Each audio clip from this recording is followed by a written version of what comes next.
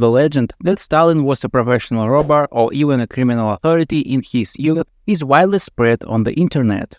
This story started surfacing mainly after the publication in 2007 of the fiction book Young Stalin by British writer Simon Montefiore, which he inexplicably tries to pass off as a serious historical work.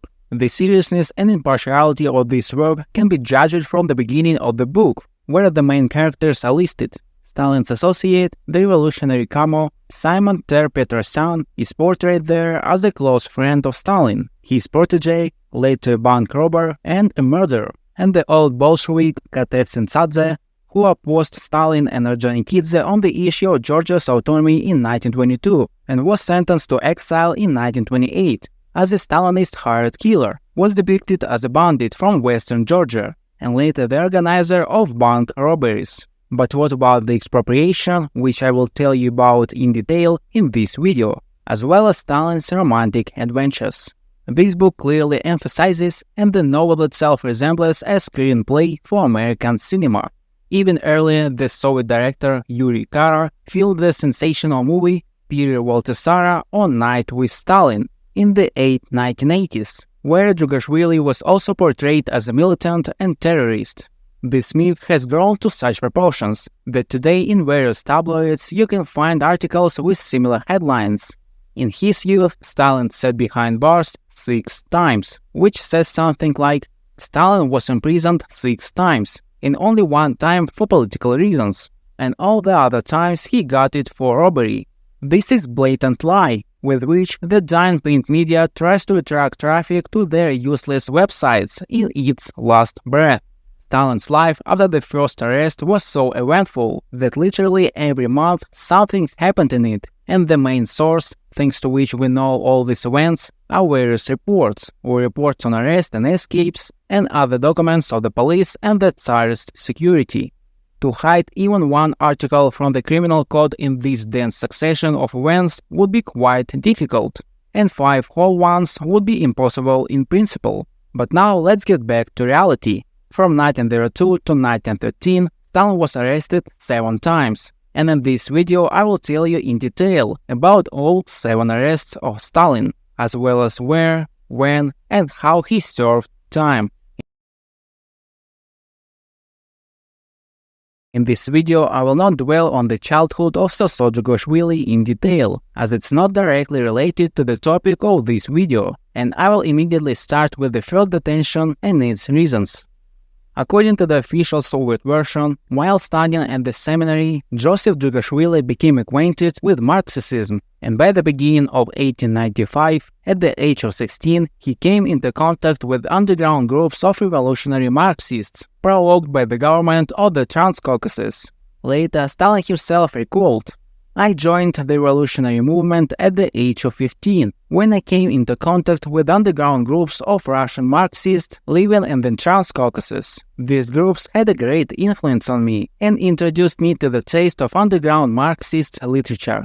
On May 29, 1899, in the 5th year of study, not completing the full course, 20 years old Joseph was expelled from the seminary with the motivation for failure to appear for exams for unknown reasons. However, many historians agree that the actual reason for the expulsion was Joseph Djugashvili's activities in spreading Marxism among seminarians and workers in railway workshops.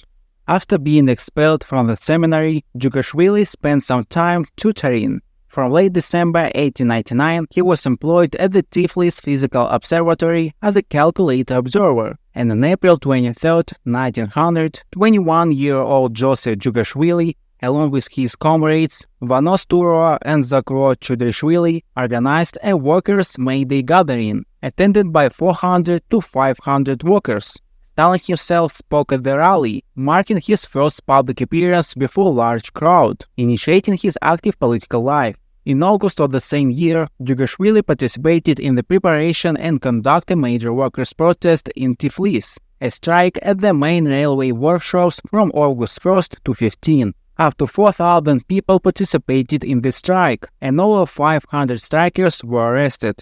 Law enforcement came for Djugashvili. On March 21, 1901, the police conducted a search of the physical observatory where Djugashvili lived and worked.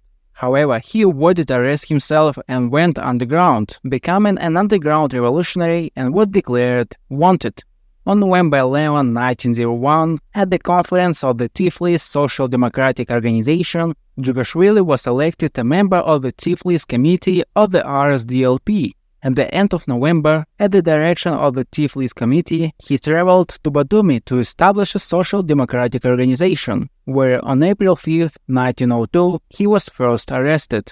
The document of his first arrest is called Report of the Bailiff of the 4th District of the City of Batumi on the arrest at 12 o'clock at night on April 5, 1902, of Jugashvili at a workers' gathering. The 23-year-old Stalin was placed in Batumi prison. According to those who sat with him, he behaved boldly and rudely with the prison guards, was silent and withdrawn, never laughed, smiled occasionally, grew a beard, and combed his long hair back. The party legend says that when the guards decided to drive all the prisoners through the ranks of the streets routine for disobedience, Stalin stopped the execution by calmly walking out, reading a book. Most likely, this is a fairy tale, as there is no information about the beating of political prisoners in this prison. In Batumi prison, Stalin made a mistake by throwing 2 notes out of the cell window on the street. One of them was addressed to his mother and was supposed to provide him with an alibi, and in the other, he called on a revolutionary or collector Elizabethashvili to continue the fight. The notes were probably found and checked, as there was a provocateur or informant in the cell with Stalin, whom Stalin later beat. The conditions of detention in Batumi prison were incredibly lenient. In prison, Koba had the opportunity to read books, write letters, and even organize a party school. He appealed to the governor 3 times for sick leave. When a priest came to prison and organized a demonstration against him, Stalin incited everyone to a noisy strike. He was then transferred to Kutaisi prison. The guards in Kutaisi divided the political prisoners into solitary cells, and then again Stalin incited everyone to a noisy strike. The prisoners bunked on the boards for so long that the governor surrendered and ordered all the riots to be confined to 1 cell. However, they chose the dampest cell. After that, he was transferred back to Batumi, and in the fall of 1903, he was sentenced to 3 years of exile. Jugashvili served his sentence in the village of Novaya Uda, Balagansky district, Irkutsk region. A year later, in November 1903, he made his first escape attempt, but returned after freezing his ears and nose. However, on January 5, 1904, it was recorded in the police protocol that Jugashvili had escaped. After escaping from Novaya Uda, he began calling himself Koba. Fans of near-historical battles like to claim that Stalin's nickname Koba was given to him by criminals. However, this is not the case. The pseudonym Koba was taken from the 1882 novella by Georgian writer Alexander Kazbegi, The Patricide, where an honest bandit fighting for justice bears this name, like a Caucasian Robin Hood. It was in honor of this character that in 1904, Jugashvili, upon returning to the Caucasus, adopted the nickname Koba. Stalin himself chose this name as a party nickname, which was common among all revolutionaries for the sake of secrecy, along with several other names and aliases. Upon returning to Georgia, Jugashvili immediately resumed his previous activities. From 1904 to 1905, he organized a printing press in Chiatura and participated in the December strike of 1904 in Baku. During the period of the First Russian Revolution, from 1905 to 1907, he wrote leaflets, participated in the publication of Bolshevik newspapers, and visited Batumi, Novorossiysk, Kutaisi, and Chiatura. In February 1905, he participated in the arming of workers in Baku to prevent Armenian-Azerbaijani clashes in the Caucasus. In September 1905, he participated in the attempted seizure of the Kutaisi treasury. In the fall of 1905, he organized a fighting squad in Tiflis. In December of the same year, Stalin took part in the first RSDLP conference in Tammerfors, Finland, where he first met Lenin. In May 1906, at the 4th Congress of the RSDLP in Stockholm, Stalin met the party leaders Dzerzhinsky, Sergeyev, Voroshilov, and Frunze. Speaking at the Congress, Stalin engaged in debate with Lenin on the agrarian issue. After this, one of the first Georgian socialists, Kaladze, called Stalin the Caucasian Lenin. Participation in this congress brought him to the all-Russian level.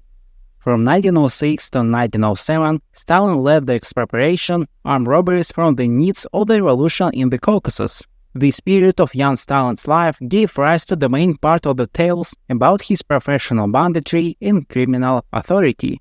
Many conspiracy theories try to attribute this race to professional criminal activity, but in reality this is not the case. This race was carried out not by criminals under the leadership of a former idealist turned bandit, but by revolutionaries. There were legends that the revolutionary struggle was only a cover for enrichment, although the money received was indeed directed to the needs of the party, and all funds were accountable to the party's top leadership, and this money was not distributed among the pockets of party leaders, as various fabricators like to invent. It's known that young Joseph had a defect in the shoulder and elbow joints of his left arm. Various accounts exist regarding the origin of his injury. However, there is no reliable information about when and under what circumstances he injured his arm. It's not surprising, as nobody thought to document what happened to the boy from a troubled family of a poor cobbler. Additionally, there is a famous photograph where we see a young Joseph with his classmates. In this photo, he stands in the back row at the edge, and he is almost the smallest and most slender. Such a person with a problematic hand could not have become a hardened terrorist, but he used his intellect. His strength lay in the ability to manipulate people and to be a backstage puppeteer. Revolutionary parties often engage in extortion and racketeering from Baku oil magnates. For example, it's known that the father of the future academician Lev Landau paid money to the Baku committee of the RSDLP, which included Stalin. For that time, such situation in Baku was a common phenomenon. Life around the oil fields was difficult, and Baku at that time could be compared to Kuwait at the beginning of the 20th century.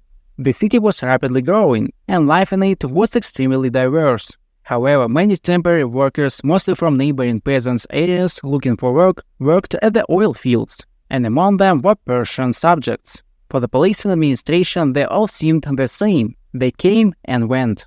Local police and administration could not cope with the influx of incoming population. Industrialists received orders for a certain volume of oil and temporarily hired workers. Once the order was fulfilled, the workers were dismissed until the next time. In this circle of human flows, revolutionaries lived almost openly and felt at ease.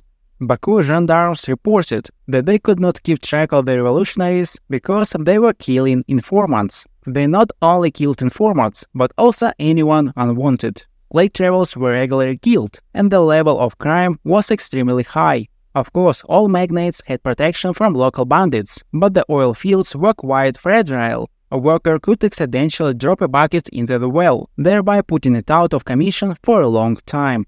Disorders at the oil fields were fraught with arson. Therefore, oil magnates understood that they could not quarrel with anyone, not with their workers, nor with anyone else. As a result, everyone negotiated with everyone else. By the way, it was precisely after the general strike in Baku in December 1904, in which Joseph Stalin participated to some extent, but did not lead, as his apologist wrote, that the first collective agreement in Russian history between workers and entrepreneurs was concluded. In November 1905, Lenin declared that robbing money for the sake of revolution was not a crime, but expropriation. They organized a combat technical group, led by Leonid Krasin. One of the most scandalous undertakings was the printing of small counterfeit notes of the Russian Empire. The Bolsheviks tried to negotiate with the workers of the mint to print counterfeit money, but the employees refused. Then the revolutionaries tried to organize the same thing in Germany, but nothing came of it there either. Rumors of the failure of the red counterfeiters reached the Caucasus. Stalin sympathized with his comrade, especially Krasin, whom he respected. This is where Koba was needed. He was tasked with creating and organizing groups. Koba recruited gangs of guys eager for revolution. Semi-literate radicals also imagined themselves noble bandits and were ready for anything. Nevertheless, people regularly emerged claiming that Stalin in various years of his life was imprisoned for robbery in Baku, then in Lenkaran, then somewhere else. But each time magically he managed to escape. According to Henry Barbas, the French writer and public figure, Author of one completed and one unfinished biography of Joseph, you can read how Semyon Vereshchak, a fierce political opponent, tells that in 1903 he was imprisoned in Baku in the same prison as Stalin, and again, besides barbers, this nowhere reflected. Sensation lovers claim that this time Stalin was imprisoned for robbery, and therefore he ordered the confiscation of all documents that could confirm it.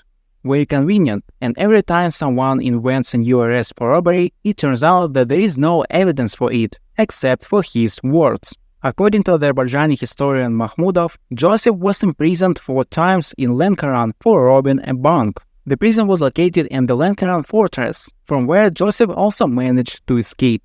However, neither before nor after this statement by the Azerbaijani historian is this fact mentioned anywhere. According to Simon Montefiore's book, Young Stalin, Koba led an attack on the steamship company Caucasus and Mercury.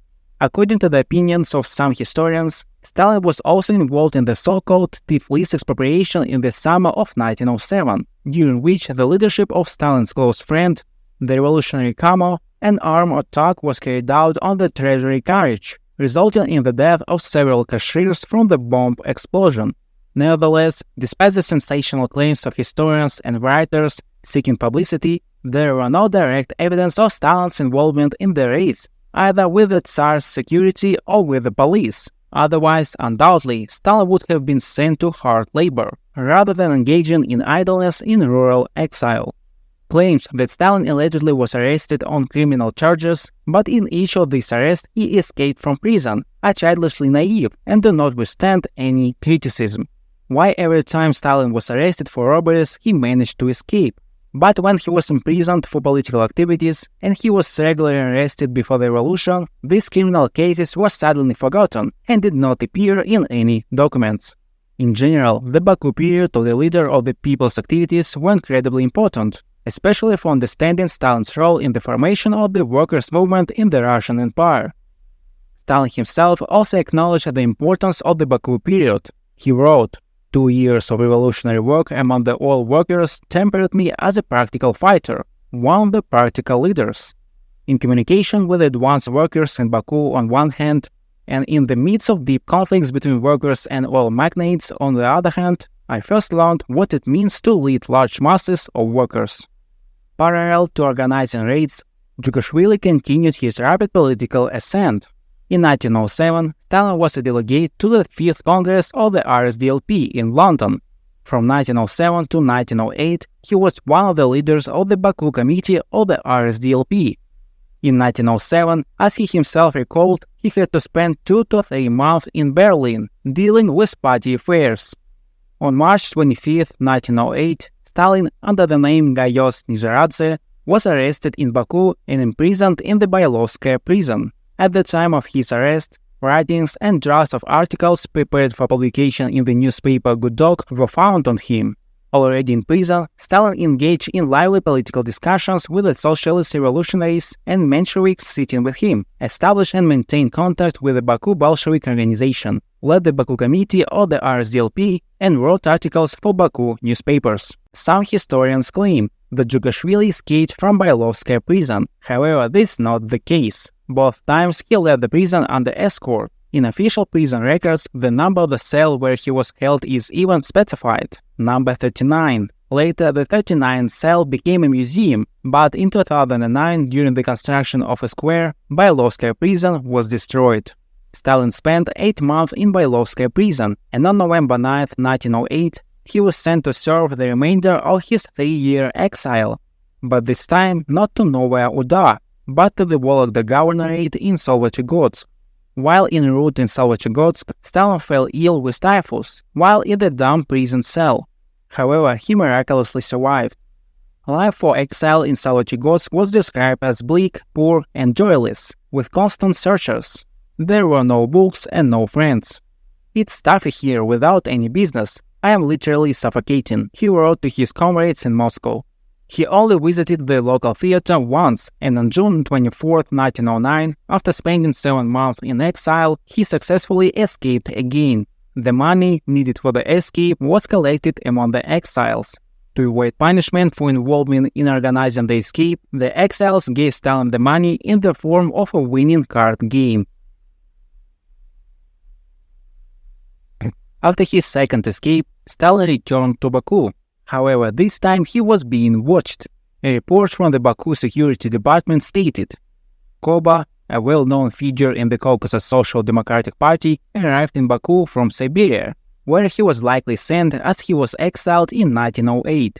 He was in the regional committee, representing the interest of the Baku organization, and attended several congresses. Of course, he will take its central position here and immediately begin work. This time he managed to stay free for 9 months.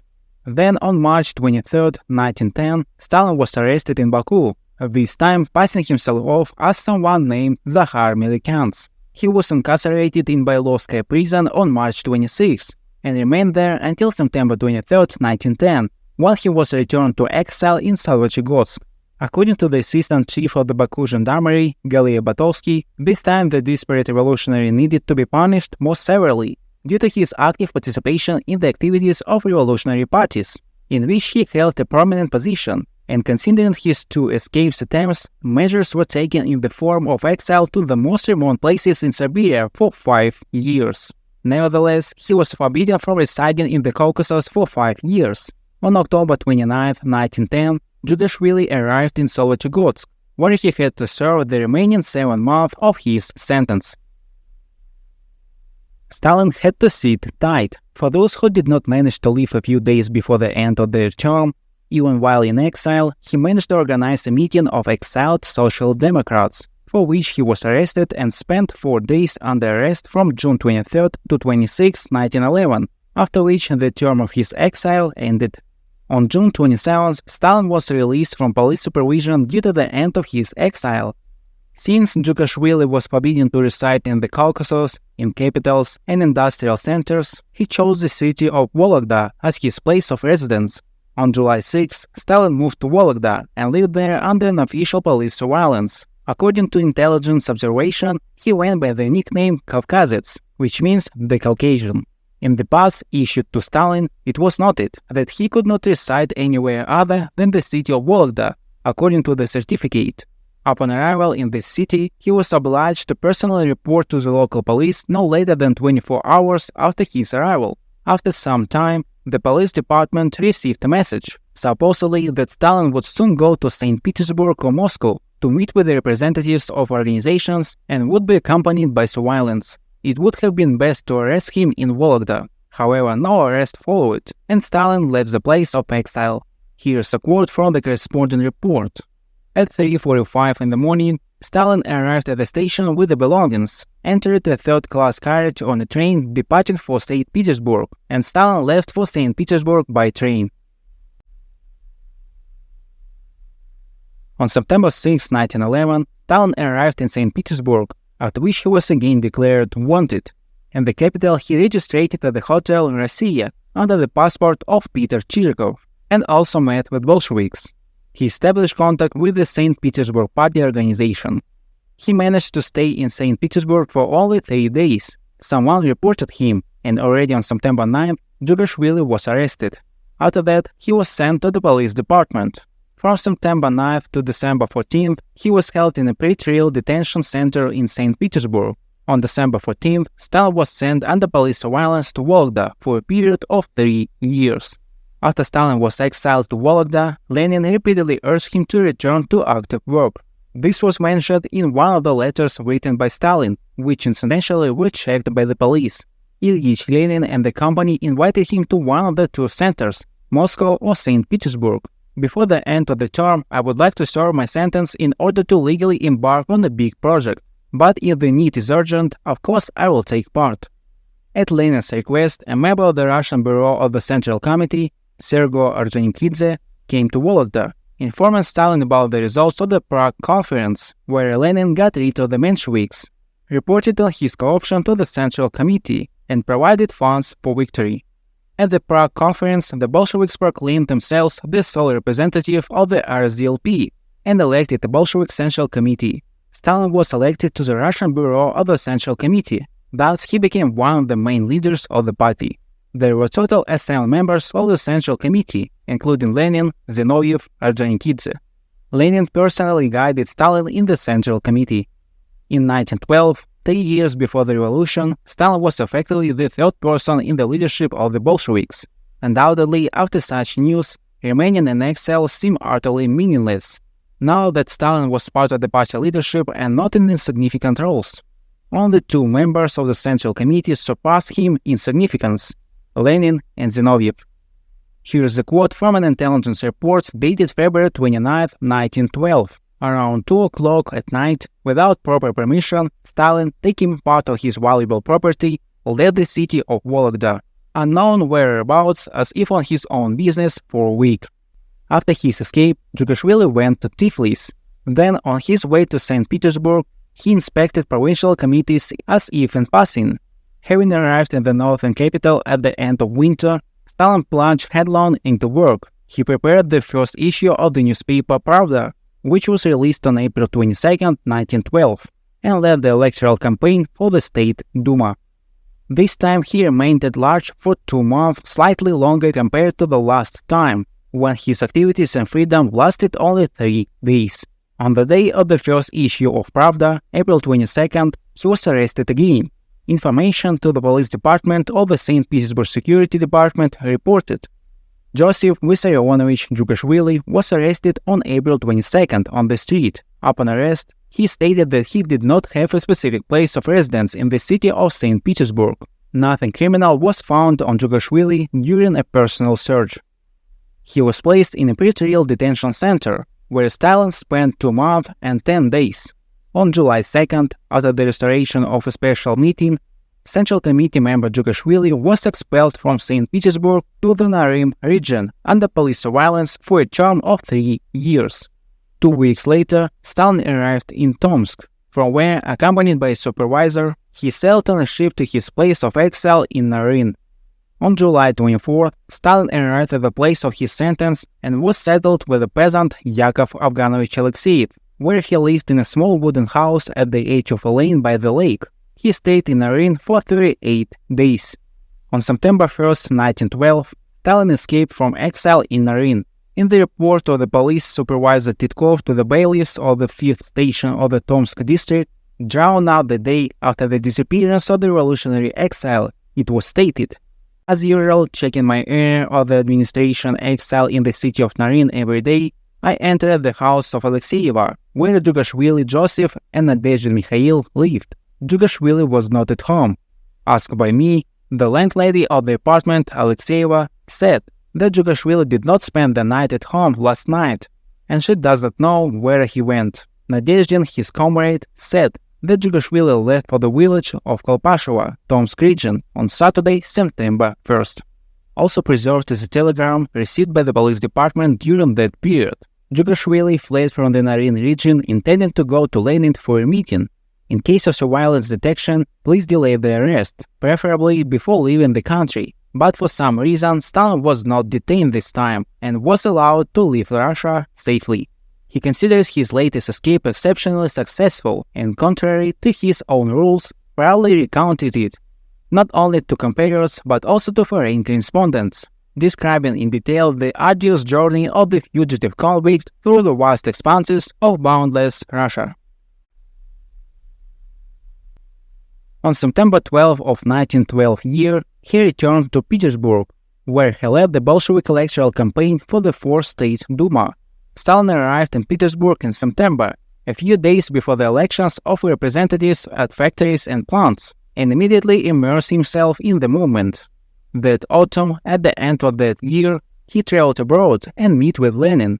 While abroad, he prepared and in early 1913 published an article in the journal Enlightenment, titled Marxism and the National Question.